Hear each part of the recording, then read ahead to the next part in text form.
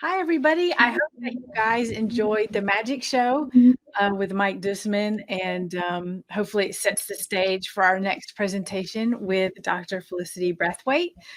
She will be talking about magicians and the placebo effect. Oh wait, I was reading Mike Duisberg's introduction. That's what he played tricks on my mind to get me to read his introduction.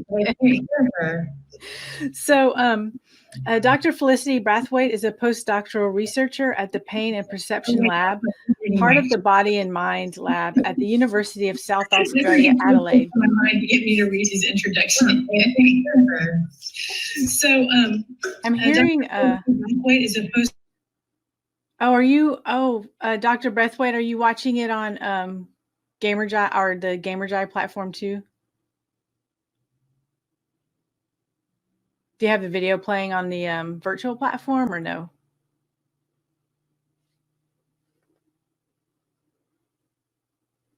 No. The Gamerji. Oh yeah. I think you're.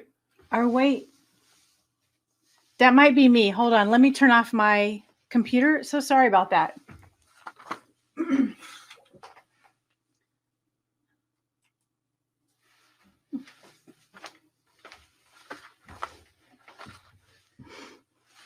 Okay. I will try and unmute you again. Okay. Maybe it was. That's weird. Sorry about that. I guess you got to have some hiccups sometimes, right? So fortunately, there's a 2-minute lag between the viewers who are viewing in Gamerjibe. So I'm just going to start over again. My name is Raja Amroose. I'm the CEO of the San Diego Pain Summit, and I'm here with Dr. Felicity Braithwaite. And she is a postdoctoral researcher at the Pain and Perception Lab, part of the Body and Mind Lab at the University of South Australia, Adelaide.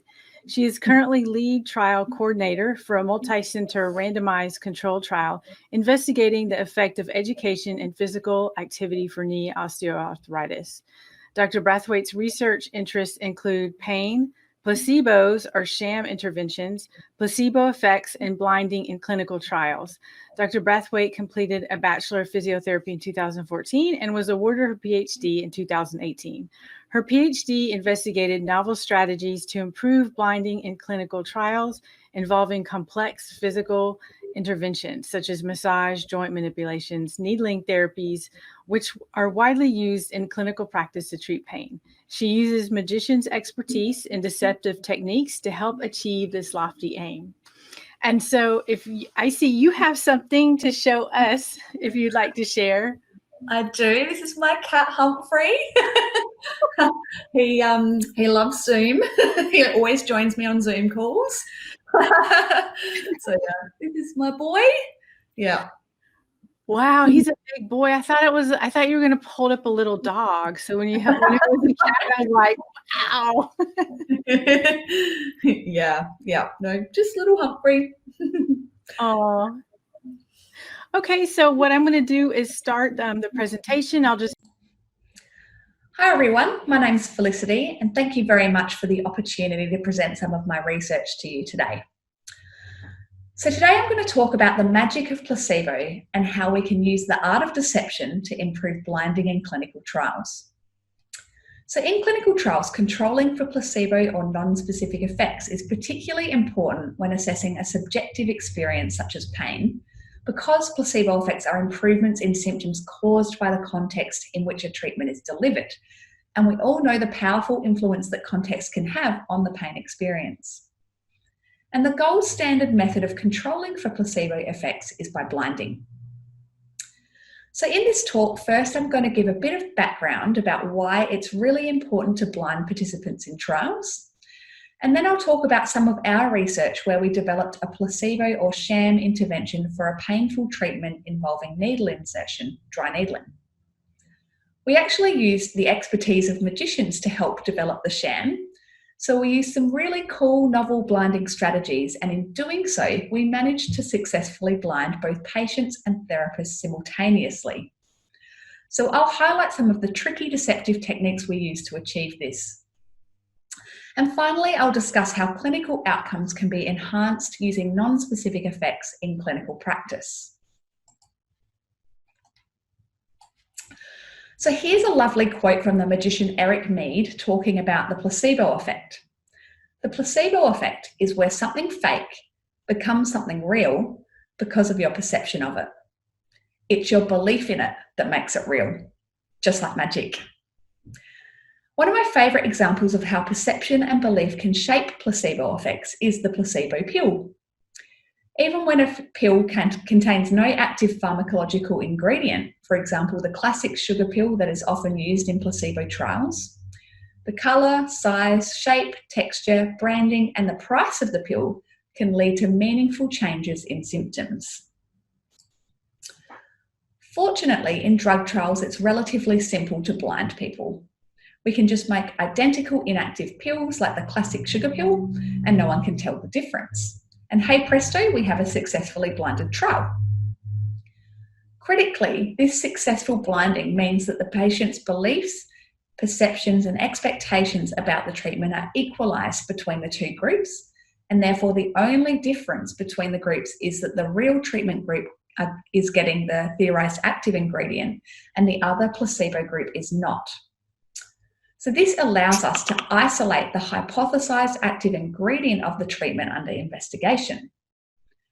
Then, if there is less pain in the group who got the real treatment, we can conclude that this greater reduction in pain was caused by the active ingredient of the real treatment and not placebo effects. But critically, the way in which we receive treatments can massively change our perception about the treatment and therefore our response. For example, a placebo pill is less powerful than a placebo injection, which is less powerful than a placebo surgery. The more complex, ritualistic, invasive, and credible the treatment is to the patient, the more powerful the placebo effect will be. And lately, the focus of pain treatment has moved away from drug treatments and towards more complex interventions, such as physical and psychological interventions. But how do we mimic complex interventions to the standard required to achieve successful blinding? Particularly treatments that involve a high degree of sensory input and that might even be painful, such as manual therapies or invasive treatments like needling therapies. How do we mimic these treatments without the patient, and ideally the therapist too, knowing which treatment was the sham? This question has created some real challenges for researchers when trying to test treatments for pain. In fact, many people have claimed that this is impossible. And here are just a few examples of such claims for manipulative therapy, dry needling, and even physiotherapy in general. And these graphs on the right are from a systematic review that compared the feasibility of blinding for drug versus non-drug treatments. And these authors reported that patient blinding was impossible in nearly 50% of trials and therapist blinding impossible in 86%. So this issue has plagued the research world for a long time. In fact, a 2011 review found that blinding of therapists and patients were the only two items on the Pedro risk of bias scale to not show a linear increase since the 1960s, and that attempts to blind therapists have actually been decreasing since the 90s. Even sadder is that today only about 9 to 11.5% of trials have attempted patient blinding, and 0.5 to 2.1% of trials have attempted therapist blinding. So because of these challenges, this is an unfortunately common picture we see in systematic reviews of placebo-controlled trials for complex treatments. Risk of bias tables that are mostly red and yellow, and therefore unclear conclusions. This makes effect sizes really difficult to interpret because potential for bias is so high, which makes it really hard to genuinely inform clinical decision-making. Also, because of the challenges of conducting high-quality trials, there's growing realisation of waste in clinical research, which has striking economic impacts and ethical implications as well. And the main area we see high risk of bias for complex treatments is blinding. And this is really problematic because this domain has particularly strong evidence for biasing trial outcomes, which I'll talk about in a moment. And unfortunately, this means that for many complex interactive treatments that we use to treat pain, we actually don't know how or even if these treatments have specific effects beyond placebo. And a lot of these treatments also have risks, so this raises important ethical questions about their use. But despite the challenges and claims of impossibility, some people have actually tried to blind patients in complex treatment trials, but unfortunately it hasn't gone very well. So this graph is from a systematic review on low back pain treatments, and as you can see, there are very few trials out there where we can be confident that patient blinding was effective. In all of these cases, less than half, which is quite disheartening. But another problem we have is that assessments of whether blinding was effective are extremely rare. Less than 6% of trials as estimated by a few big reviews, which means we don't have much robust empirical data on what works and what doesn't work in relation to blinding. But should we actually care about blinding? Does it really make an important difference to trial outcomes? Well, the answer is yes, and there's tons of compelling empirical evidence for bias due to absent or poorly executed blinding. There have been lots of meta-epidemiological studies that have looked at the effect of blinding in clinical trials, and this is just a selection of the big ones from the last 12 years. So as indicated by the studies with green text, the majority point towards exaggerated treatment effects with lack of or inadequate blinding. So a fairly consistent effect has been demonstrated across treatments, health conditions and outcomes, but particularly for self-reported outcomes such as pain. However, interestingly, I'd like to point out the bottom study on this slide. This paper was published in the BMJ this year and found no evidence of an effect of lack of blinding. So this one's caused quite a stir, but it's important to remember that these sorts of studies are observational in nature and therefore they're subject to confounding. The results of such huge studies with their complex sampling also can't be extrapolated to specific settings such as pain trials. Now, this is the strongest evidence for blinding that I've seen. So this is a forest plot from a meta-analysis of complementary and alternative treatments, mostly acupuncture. And the great thing about this review is it's only selected trials with one sub-study involving blinded patients and another otherwise identical sub-study involving non-blinded patients. So here we actually have a direct randomized comparison of blinded versus non-blinded conditions. So this study controls for the major limitation of all those meta-epidemiological studies because participants are randomized based on the factor of interest, blinding. There is less chance of confounding. And this comparison revealed a pronounced bias. The non-blinded patients had significantly larger effect sizes than the blinded ones. And this difference was also of considerable size. The standardized mean difference was 0.56. So this is pretty convincing to me, and this result was for patient-reported outcomes, including pain. Unfortunately, there's been much less research done on the effect of therapist blinding specifically, but this study is one of my all-time favourites, even though it's a bit of an older one.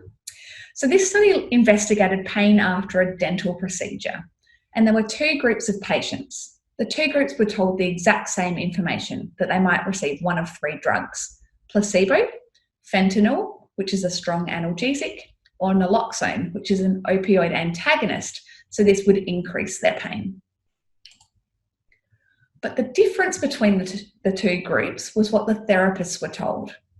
One group's therapist was told the same information as the patients, that they would receive one of the three drugs, while the other group's therapist was told that the patients would only get naloxone or placebo. And crucially, these therapists were also told not to tell the patients anything about this. Now, in actual fact, all patients in both groups actually received placebo. So ethics requirements were obviously a bit looser back in those days. But what this means is that the only difference between the groups was therapists' belief about what the patients were getting. And this subtle manipulation resulted in a statistically and clinically significant difference between the groups. And what I think is really interesting about this study is just how significant an effect this subtle manipulation had. The therapist didn't know anything definite, and they didn't verbally tell the patients anything, but somehow non-verbally, was it a slightly brighter smile, a slightly happier tone of voice, a more confident demeanour? They communicated their knowledge of the probabilities to the patients, who then experienced a real change in their pain because of it.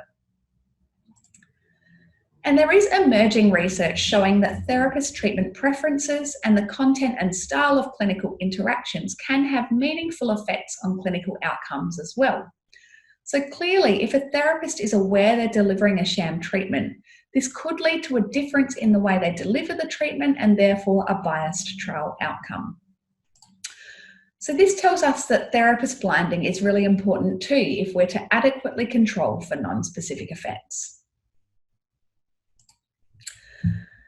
And another really interesting point that was raised by a magician during one of our sham development studies was that it's possible that therapist blinding will facilitate patient blinding. They said the key to creating this sham is practitioner belief. Convince the practitioner first, and they will do the work to convince the patient. And finally, here's a review that we published in 2018 that investigated the effects of inadequate blinding procedures on pain outcomes in dry needling trials specifically. So we grouped these studies based on whether they were adequately blinded or not, and we found the same pattern. Inadequate blinding led to a pronounced bias in favour of active dry needling compared to sham, and these effects weren't limited to the short term. So clearly this issue presents our field with a very difficult problem. Positive trial outcomes are at best exaggerated and at times artificially induced when there are inadequately blinded patients or therapists involved. And unfortunately, the consequence of the practical difficulties around making shams for complex treatments has been low standards in the evidence base. But if we are to properly control for all non-specific effects and therefore truly understand specific mechanisms of our treatments, we need properly blinded trials. So it's time to do better. So hopefully I've convinced you that blinding is important and we need to keep trying. But how can we convince patients and therapists that they've just experienced a real complex treatment when they actually haven't? Another problem is that for complex treatments, designing shams creates this paradoxical challenge whereby the more we try to simulate the active treatment, the less likely the sham will be considered valid, particularly by the people who use the treatment, because the sensory input might be considered part of the active mechanism of the real treatment. In fact, this survey tried to get expert consensus on a sham for spinal manipulation, and there were extremely low levels of agreement on which shams were appropriate. And much of this disagreement centred on this very issue, that is, differences in beliefs about what constitutes a valid sham. Is it better to have one that convincingly mimics the active treatment, or to have one that's definitely inert but may not be as convincing and therefore has increased risk of unblinding? So to try to figure out new ways of deceiving people to the level required for effective blinding, we chose to test some ideas using a dry needling paradigm. But why do we choose dry needling? Well, there's lots of reasons. It's most commonly used to treat pain, and it's massively popular around the world, even though evidence that it has specific effects is limited, mainly because of the challenge of blinding not only participants, but also therapists in clinical trials. It also has all the right ingredients for large non-specific effects, which means it's super important that shams are carefully thought through and provide truly effective blinding so we can be sure that we've isolated specific mechanisms. For example, dry needling involves a physical interaction and therapist touch, a medical device, so the needles, and it's invasive and ritualistic. Therapists also have to do special training to be qualified to deliver it, and therefore it's often enthusiastically delivered by therapists who readily inform patients of likely benefits, which means there are many potential mechanisms beyond the needling itself by which a treatment effect could be imparted. It's also highly credible to patients, so it promotes a really graphic visual of really getting into the problem, and from the patient's perspective, you are sticking a needle right into their pain. And dry needling is a complex treatment that provides a painful stimulus, so it's the perfect paradigm to test whether we could blind something that hurts. So we devised a 4-stage iterative process to develop shams for complex interventions, and we used dry needling to test this process. So to briefly summarise, first we looked at empirical blinding effectiveness data from previous sham-controlled trials of dry needling, and then we got lots of expert input from various fields via electronic Delphi surveys and practical workshopping of ideas. And then we used all of this information from the first 3 stages to develop a sham protocol, which we then tested for blinding effectiveness in a randomised experiment, which I'll talk through in detail in a moment. In the interest of time, I'm not going to discuss the initial stages of our sham development process today, but some of these have been published. If you'd like to look them up or get in touch, I would be delighted to send them to you. I've just put my email address on this slide.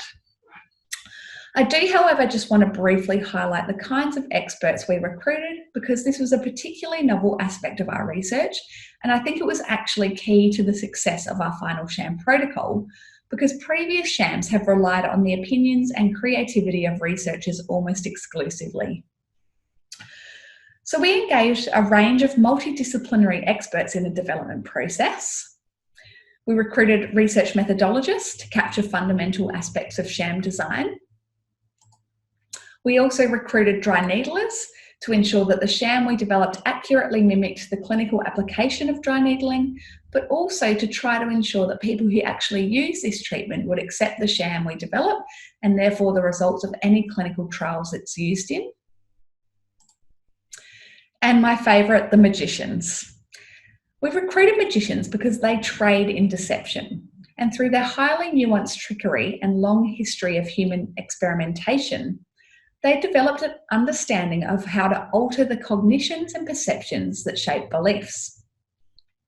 Magicians have this incredible ability to make even the most logical people believe, even for a moment, that something supernatural has occurred right in front of their eyes, when it's usually just an embarrassingly simple trick.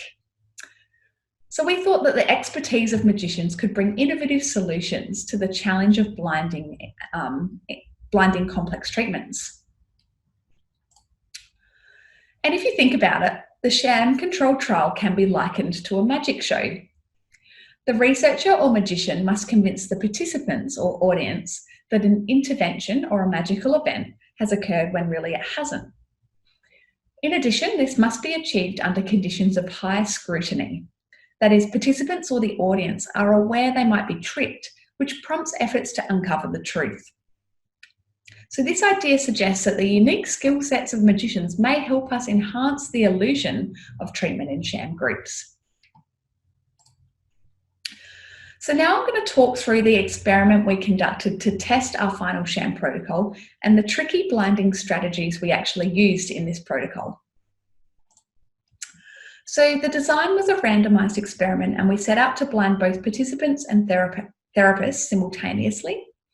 And we allocated both participants and therapists to randomised sequences of active and/or sham treatments. And our primary outcome was guesses about treatment allocation. So in our primary analysis, we compared these guesses about allocation with their actual allocation. And our hypothesis was that blinding would be effective if guesses were correct 50% of the time, or random chance, because theoretically, this means they couldn't tell the difference between the treatments. And we did it. Both participants and therapists were effectively blinded, and remarkably, therapists were even worse at guessing than the participants. So this is the first dry needling study that we know of that has even attempted to blind therapists. So that was a really exciting result. But how do we do it? So these are the main blinding strategies that we used. Like any good RCT protocol, active and sham treatments were standardised in every way except for the theorised active ingredient, in this case the insertion of needles. And we custom made the needles, which were externally identical but inside the sham version, the needle was shortened so it didn't even touch the participant's skin, and it was set through a resistive foam to give the therapist tactile feedback that mimicked the sensation of piercing through the soft tissue.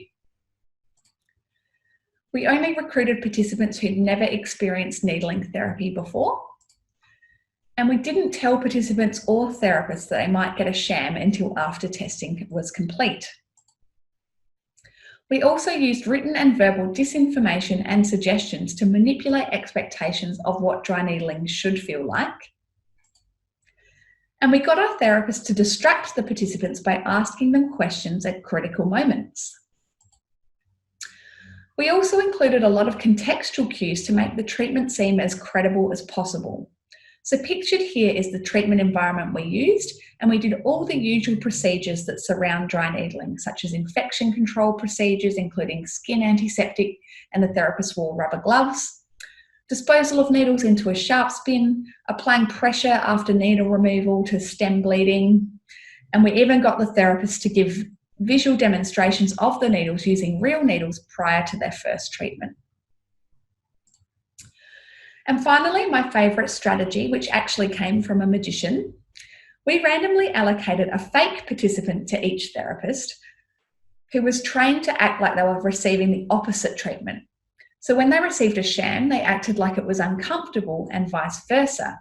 The idea being that this might modify therapists' beliefs about their allocation of their other real participants. The great thing about this strategy is it can be applied to any trial for any treatment.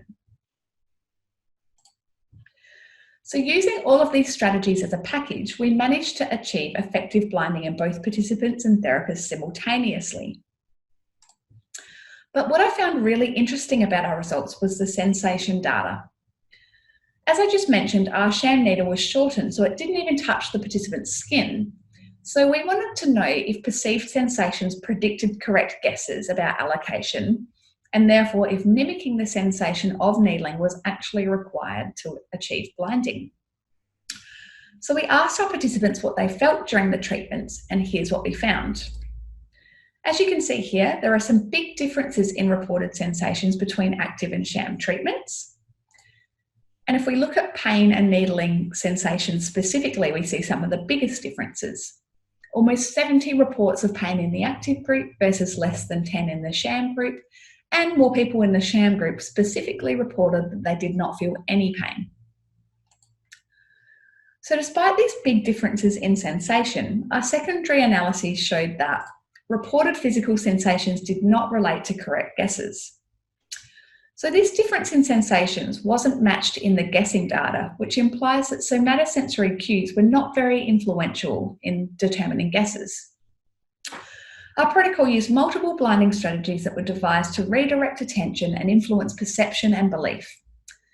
And based on this result, it seems that these strategies might have outweighed perceived differences in sensations, or the differences were rendered meaningless due to the strategies that explicitly aimed to manipulate expectations of sensations.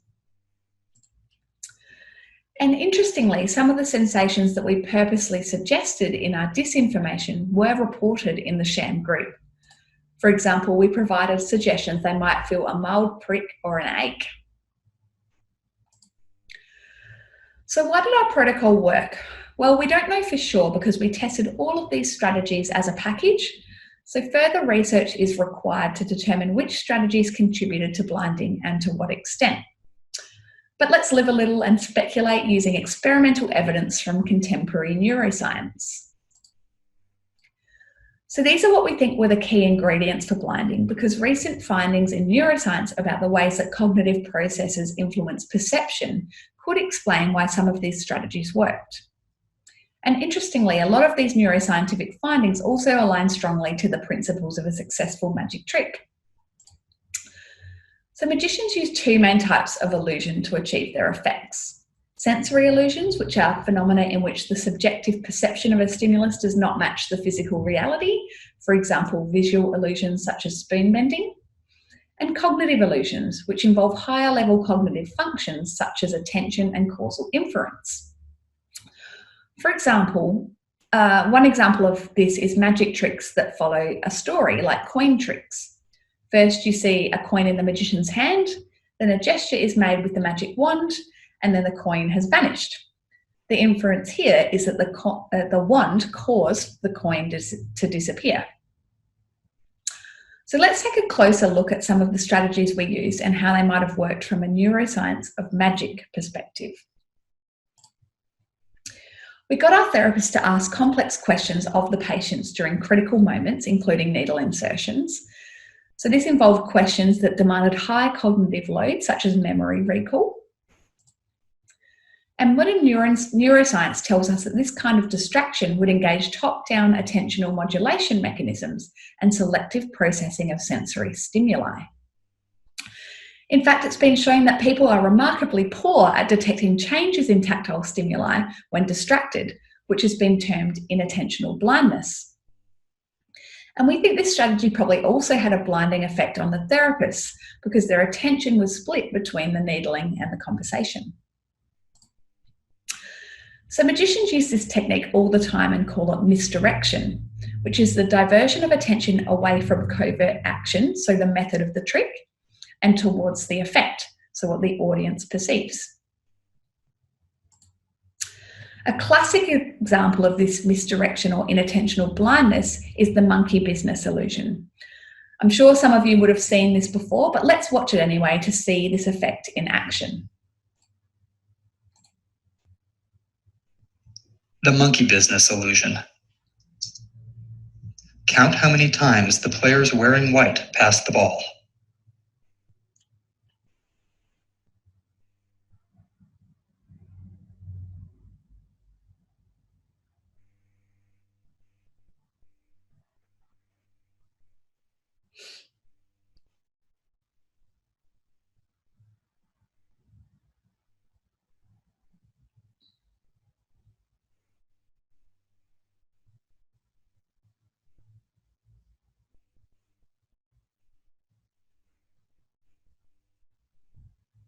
The correct answer is 16 passes. Did you spot the gorilla? For people who haven't seen or heard about a video like this before, about half missed the gorilla. If you knew about the gorilla, you probably saw it. But did you notice the curtain changing color or the player on the black team leaving the game? Let's rewind and watch it again.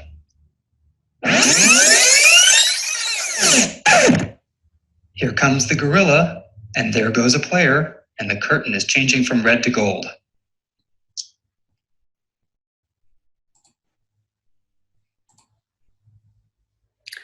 All right, so that's pretty cool, huh? So this shows that a lot can go unnoticed when people are distracted, and we could be using this to our advantage in sham-controlled trials. And just like magicians, we did several things to match and manipulate expectations and induce causal inferences. For example, we suggested to patients that they probably won't feel anything at all during the treatment, so that it wasn't assumed that a lack of sensation indicated a sham. So this might have worked because expectations are based on previous experience, which we selected out of our sample by only recruiting naive participants, and knowledge, which we manipulated using the written disinformation and verbal suggestions. Here's the written disinformation that we used. So we gave our participants this pamphlet before they came in for testing, which included lots of suggestions about how super thin the needles are, and because of this, you're likely to feel nothing at all. And we also asked our therapists to verbally reiterate these suggestions. And this fits with the neuroscience theory of predictive processing, because expectations of sensations were first manipulated, then during sham treatments, these sensations matched with top-down predictions. Therefore, there was no violation of expectations or no prediction error, and so nothing abnormal was perceived. So all this information we provided seems to have altered the salience of perceived sensations and led to the disregarding of them as important indicators of treatment allocation. Also, the participants in the sham groups reported specific sensations that we suggested could be explained by placebo or nocebo mechanisms. For example, it's been shown that itch sensations can be induced in healthy subjects using verbal suggestions alone. And for the therapist, guesses about allocation were particularly bad when the actors were involved. Only 16% of these guesses were correct. So the feigned responses from the actors seemed to have overridden other competing sensory information, such as tactile feedback from the needles, which was really interesting because many dry needling therapists state that tactile feedback is a crucial component of effective delivery of this therapy. So they would have been trying to attend to that. All treatments occurred in a clinical setting, and contextual cues relevant to dry needling were included in the protocols, such as the infection control procedures, thereby enhancing the perception of authenticity and cognitive credibility of the sham treatment. Magicians do similar things by creating really specific atmospheres conducive to belief in magical events, for example, using smoke and ominous music. And another unique feature of our sham was that the participants did not need to be blindfolded because the needles could be left in place. So they could actually watch the sham needles as they apparently descended into their skin. Now, because vision dominates our other senses, it can actually facilitate the perception of specific sensations through multisensory integration mechanisms. For example, the rubber hand illusion. There have even been studies showing that needling sensations can be induced using vision alone. So, for example, in the acupuncture study shown here, participants were shown a video replay of needles inserting into their skin, and despite having no tactile stimulation whatsoever, over 80% reported that the needling was credible. So using our specially designed sham needles, we were able to blind both the patients and the therapists using sensory illusions. The trick to these needles was that even though they didn't even touch the participant's skin, they still provided the visual illusion of needle insertion. And this visual input might have induced the perception of needle insertion. So once again, just like the magician Eric Mead said, something fake becomes something real because of your perception of it. Finally, we instructed our therapists to be warm and empathetic while delivering the treatments to build perceived trustworthiness. Magicians use illusions of trust to socially misdirect their audience to strengthen the perception of magic. And neuroimaging studies have found that activation of brain areas involved in trust might also be related to inferring intentions. So in our case, the inference here would be, my wonderful therapist would never give me a fake treatment. And also, as I mentioned earlier, therapist blinding could be a mediator for successful patient blinding. And the fact that therapists and patients were simultaneously blinded in our study lends support to the idea proposed in this quote. So I think the most significant implication of our work was that an indistinguishable tactile experience might not be essential for effective blinding if differences are outweighed by effective cognitive and multisensory strategies. Remember, our sham needle made no attempt at all to replicate the sensation of needling, and big differences in perceived sensations were reported, but this did not seem to affect the success of blinding. So hooray, we can finally smash that paradox where it was thought we had to make a choice between indistinguishability and the inertness of shams. And we think this is pretty exciting because many complex treatments don't currently have good shams due to this very issue. So with a few cognitive and multisensory deceptive techniques, we were able to convince people participating in a fake yet usually painful therapy that it was real, and in some cases the opposite. People experiencing a real, potentially painful treatment thought it was fake.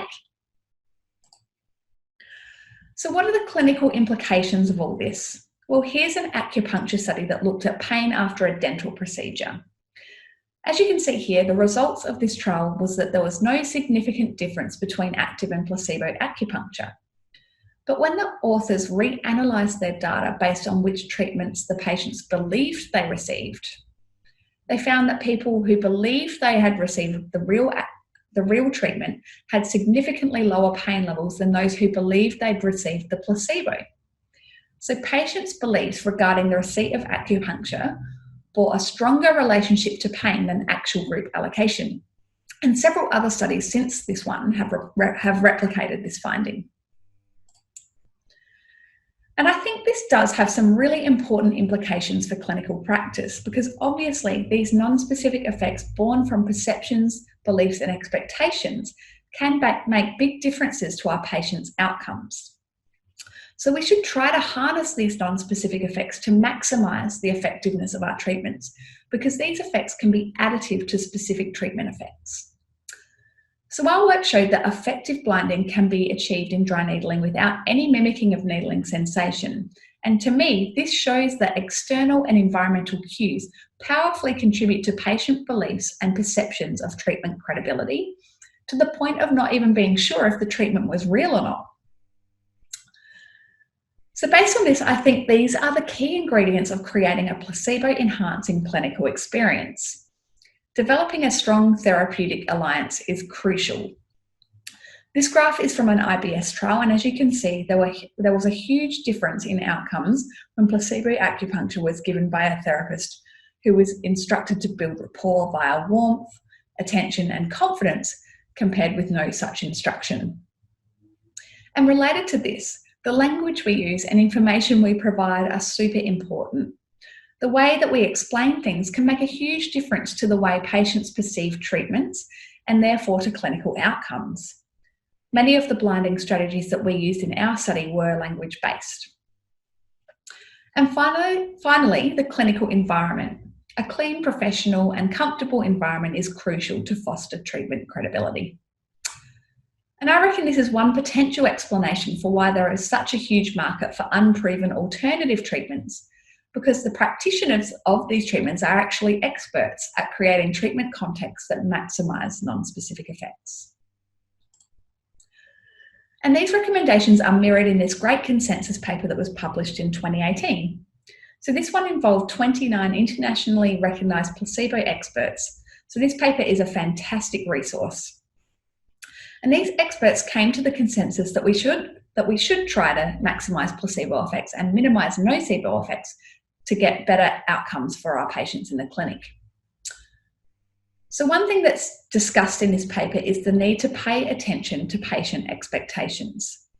If what we're doing doesn't meet the patient's expectations of what will work for them, then we're far less likely to have a good clinical outcome. If the patient's expectations are not in line with best evidence, then it's our job to shift these expectations through education before getting them to try our recommended treatment. And as you can see, these recommendations are also focused on language, communication, and building rapport. For example, we should be skilled at informing patients about treatments and side effects in a way that enhances placebo effects, but also minimises nocebo effects, which are negative or adverse treatment effects related to negative treatment expectations. So for instance, we can use positive attribute framing to inhibit nocebo effects. So for example, instead of saying 30% of patients will experience pain, we can flip it and say 70% of patients will not experience pain. A number of experiments have shown this actually works. So what a lovely, simple, cost-effective and ethical way to get better outcomes for our patients. And of course, we need to build a strong therapeutic relationship. Evidence is mounting that characteristics such as trust, warmth, and empathy are helpful in medical communication to foster placebo effects. And finally, I think this is a really important one. While it is important to try to maximise placebo effects in the clinic, we should not take risks by selecting certain treatments, for example, more complex or invasive treatments, just because they might create larger non-specific effects than non-invasive treatments. And another great thing about these recommendations is that in the COVID world that we're currently living in, a lot of us are using video conferencing or telehealth with patients now. And we can use these same strategies to enhance placebo effects via this format too. In fact, there was a nice paper published in Pain this year that summarises some of the evidence for using telehealth versus in-person formats, which has actually shown no difference when comparing active treatments, and highlights the importance of creating therapeutic alliance even under these difficult circumstances. So a key tip is to understand which of your patients struggle to engage when using telehealth, and with these patients, spend a bit more time than usual fostering that all-important rapport to maximise their chances of a good outcome. I also just want to really quickly point out for any clinical trialists out there, this new reporting checklist was published in September this year, and a really exciting inclusion is the recommendation that the success of blinding should be assessed in trials. So I'm really excited by this because, as I mentioned earlier, a big limitation of trials we have in our field is that very few assess blinding effectiveness. So hopefully this recommendation will be implemented and we'll start to have more empirical data on what works and what doesn't work in relation to blinding. So this recommendation is actually in contrast to Consort's latest guideline, in which they stated that blinding should not be assessed because failure of blinding could be due to accurate assumptions about an effective treatment. So in other words, if the treatment is truly effective and people in the active group notice an improvement in the primary outcome, they're more likely to accurately guess they were in the active group. However, I believe that it's always better to have data than to not have data, and not assessing blinding provides readers with no information about whether or not the results may have been biased by beliefs about treatment allocation. So I reckon this is a really important development for clinicians out there reading trials too. If the study assessed blinding, then it's important to look at the blinding data and make a judgment on whether you think between group differences are due to a genuine treatment effect or possibly a blinding failure. So usually blinding is assessed by simply asking participants to guess which group they were allocated to, just like we did in our randomised blinding experiment. So what we really want to look at with these blinding data is the balance of beliefs between groups, because psychological theory predicts that this would directly relate to how much participants expect the treatment to work, which is a strong predictor of non-specific effects. So here we have two scenarios. If most people correctly identify their group, blinding fails, whereas if the same amount of people in each group believe they had the active treatment, then beliefs are balanced and blinding was successful. So if we look at the same graphs and consider the potential implications for non-specific effects, we can see that when blinding fails, we will have a difference in the size of the non-specific effect because the active group will have higher treatment expectancy, driving their non-specific effect up. Whereas if most people in the sham group correctly believe they got shammed, they probably aren't going to expect the treatment to work, driving their non-specific effect down. So this means that we might get a false positive trial result when we compare the two groups. Because non-specific effects are not equal, we can't distinguish whether the between group difference includes a genuine specific treatment effect, because theoretically it could be all due to the difference in non-specific effects. But when we have the ideal situation of balanced beliefs, this will theoretically equalise treatment expectancy. And this means that we can be confident that if there is a between group difference found in the pain outcome, then this is due to the treatment itself and not due to an imbalance in non-specific effects. So finally, to summarise, the main implications we took from our sham development research was that blinding is possible for complex interventions if we use the art of deception to alter perception about group allocation. So I really think we need to change our attitude towards blinding in our field. Nihilistic views have contributed to low standards in the evidence. And I think our results should be paradigm shifting in the way complex treatments can be tested for efficacy, and therefore hopefully we'll start to see greener risk of bias tables and raise the standards of evidence in pain management and therefore the quality of clinical care. Thank you so much for listening. I would just like to acknowledge everyone who helped me with my research, particularly my PhD supervisors, Maureen, Julie, Mari and Lorna. And of course, all the experts who offered their valuable input into the process. Thank you very much, and please let me know if you have any questions.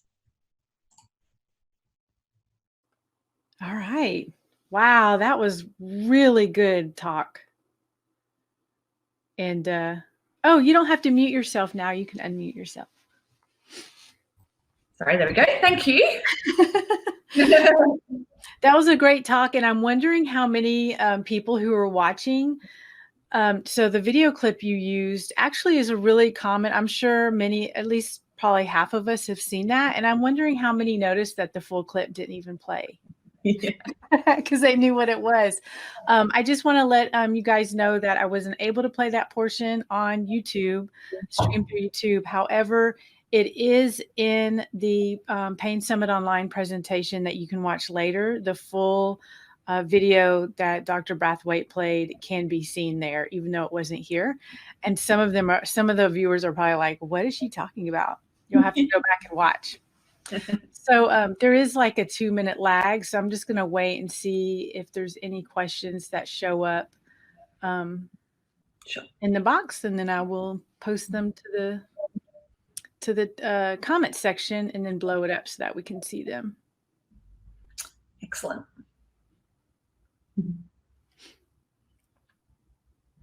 I love the idea that you came up with the Sham acupuncture needle, where the needle did not pierce the skin or touch the skin, yet it still had that pressure. So the therapist still felt like, oh, this is probably a needle that's going to go through the skin. So that gets rid of the therapist behaving like, oh, this isn't a real needle. Yeah, exactly. Yeah, we had this foamy stuff within the tube. So it was meant to really feel like they were piercing through soft tissue. And yeah, it seemed to work. The therapists were more blinded than the patients in our studies. So yeah, it was a surprising result. What gave you that idea? Was it just because you've noticed how things are done in Magic Tricks and Illusions, or? Yeah, there's a few acupuncture studies that have tried to blind therapists as well. So the needle itself was adapted from some acupuncture research. We made some modifications to make it more relevant to dry needling, because dry needlers often like to manipulate the needles a lot more. So we had to make it so they could do that. But yeah, the needle itself came from previous research, and yeah, and then the previous studies we did, the Delphi surveys and systematic reviews of dry needling research, really informed all the other strategies that we used as well. Yeah, that was just super clever. And so I just want to let the viewers know to remind you to send your questions to question@SanDiegoPainSummit.com. Hopefully I wasn't able to get on to remind them in the room. So hopefully they'll remember, because we've been doing that all day. So and it's on their mail. So yeah, sure. Just got to wait. Yeah, they're probably hearing what we said 2 minutes ago. Yeah. And we have one right here. Oh, cool. So I'm going to. Sorry, I just have to cut and paste it. That's right. It seems like it works the earlier in the day, and then later in the day, it just seems to have more problems. It's always the way. So this question is from Kate, and she asks, so it's not going to it kind of splits the question. I'm a massage therapist, and I've got a grant to work with cancer patients at our local hospital. We were considering doing a study before COVID, of course, but we stalled out when we tried thinking of how to blind. Have you seen any studies with effective blinding for massage therapy?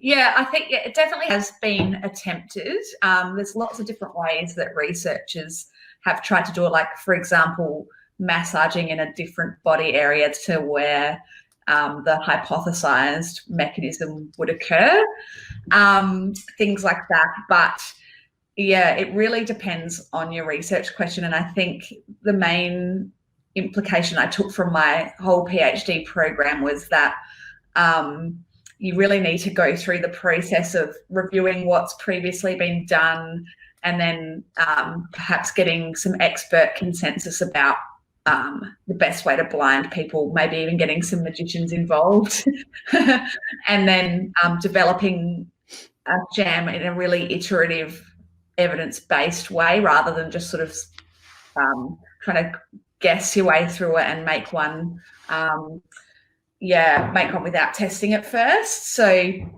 like we really use a rigorous process. It took a few years to develop our sham, and I think that was really the key to the success of it, because it is so complex and difficult.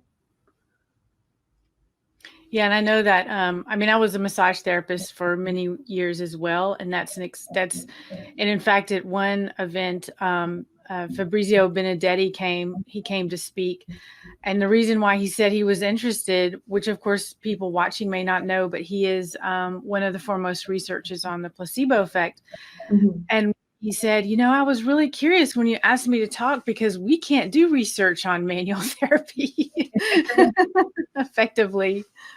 Yeah, it's a common belief. Lots of people think it's not possible, like I said in my talk.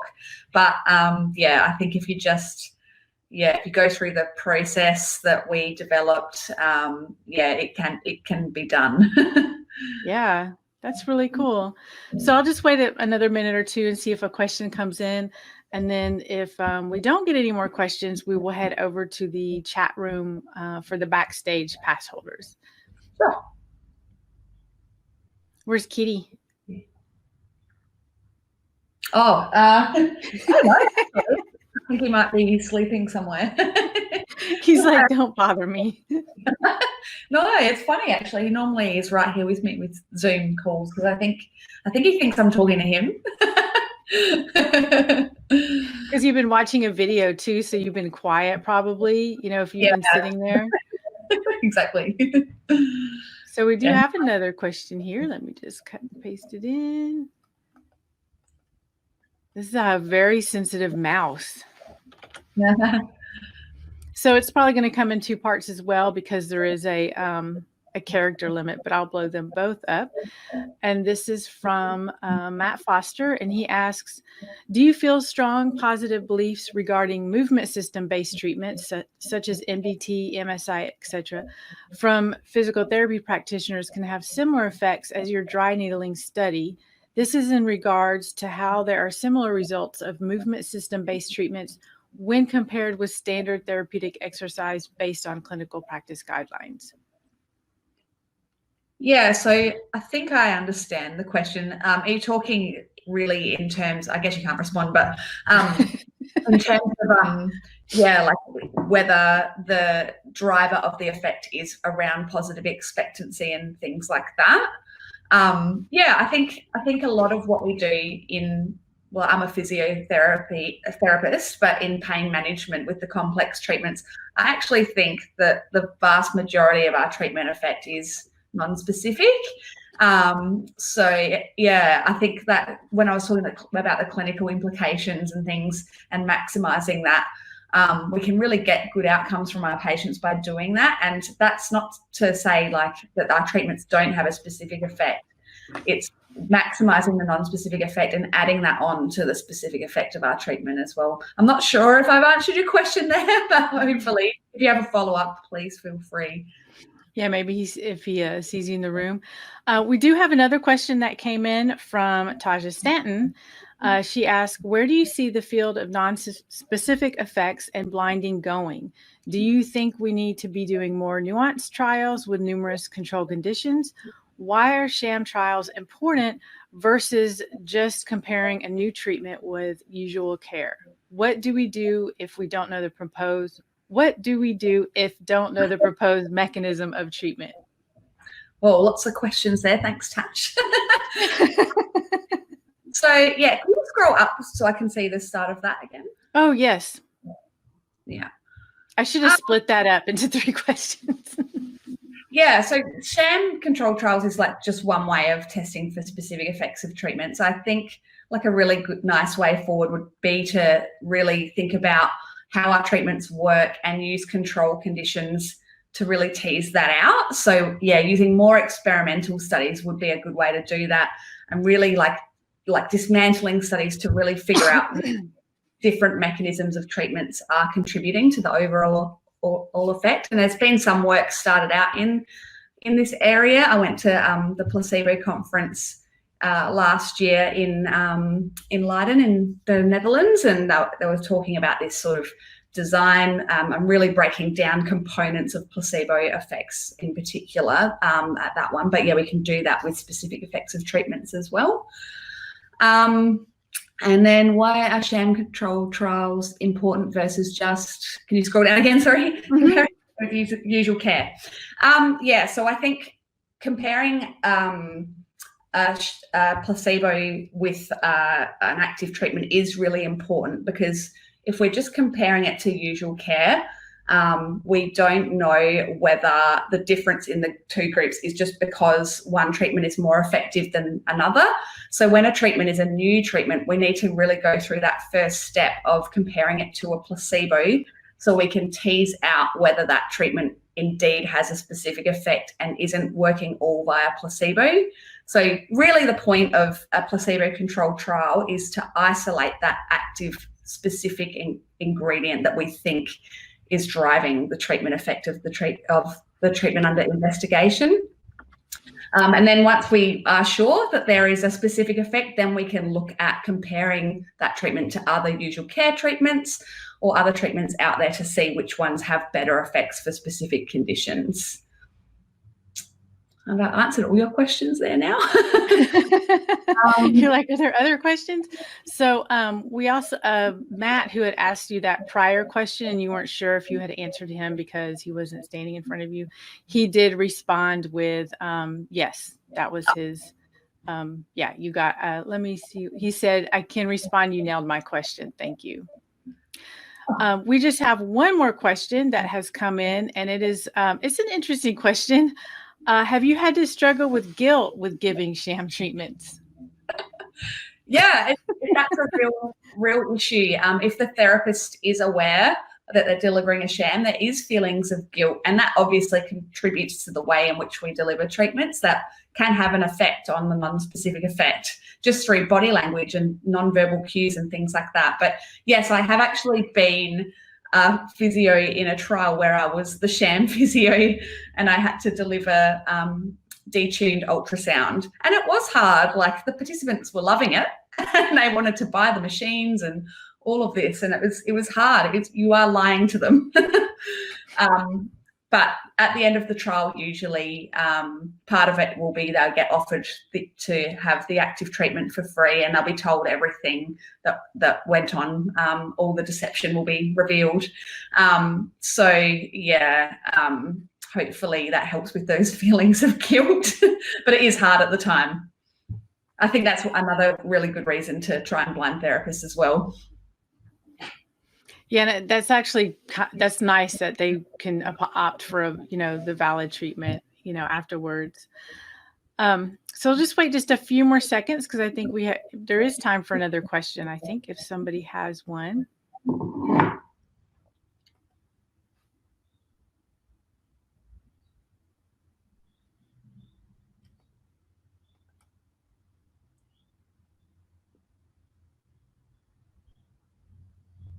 Okay. Well, I don't see one coming in. So I guess what we can do is we will go ahead and end this session, and we'll